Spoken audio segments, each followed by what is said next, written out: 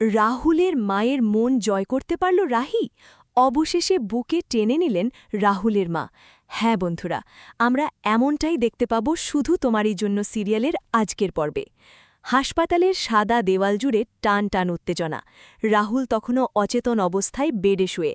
ঠিক সেই সময় রাহুলের মা কনক দেবী যখন দেখেন রাহিকেই তার ছেলের পাশে দাঁড়িয়ে থাকতে, তখন অভিমানে বুকটা ভরে ওঠে। মায়ের মনে হয় রাহুলের জীবনে তার জায়গা যেন কমে এসেছে। অভিমানে চোখ ভিজে ওঠে তার, আর তিনি হাসপাতাল ছেড়ে বেরিয়ে যেতে চান। রাহি দৌড়ে গিয়ে তাকে থামায়, কাঁপা গলায় বলে, মা, আপনি গেলে রাহুল চোখ খুলেই প্রথমে কাকে খুঁজবে? আপনি ছাড়া রাহুল অসম্পূর্ণ।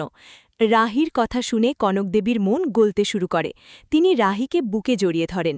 দুজনের চোখে জল, আর সেই মুহূর্তেই তাদের মধ্যে একটি মায়ায় ভরা সুন্দর সম্পর্ক জন্ম নেয়। ওদিকে রাহুলের বাবা রাজীববাবু দূর থেকে সব দেখছিলেন। রাহির নিঃস্বার্থ ভালোবাসা আর ত্যাগ দেখে তিনি সত্যিই মুগ্ধ হন। এগিয়ে এসে বলেন, আজ বুঝলাম রাহি আমাদের বাড়ির আসল লক্ষ্মী। আমি প্রতিজ্ঞা করছি আর কোনো দিন তোমাকে কষ্ট পেতে দেব না। রাহির বাবাও হাসপাতালে এসে মেয়ের সাহস আর ত্যাগ দেখে আবেগ ধরে রাখতে পারেন না। কন্যাকে জড়িয়ে ধরে চোখের পানি ফেলেন। কিন্তু এই সুখের মুহূর্তেই অন্ধকারের মতো ঢুকে পড়ে খল চরিত্র তিতলি। কালো চাদরে মুখ ঢেকে ছদ্মবেশে হাসপাতালে প্রবেশ করার চেষ্টা করে সে।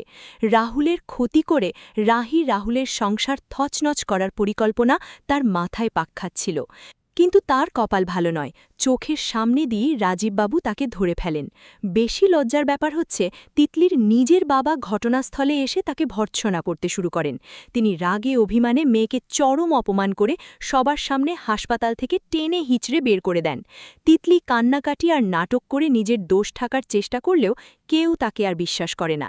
সিঁড়ি বেয়ে নিচে নামতে নামতে তার মুখের মুখোশ পুরোপুরি খুলে যায়।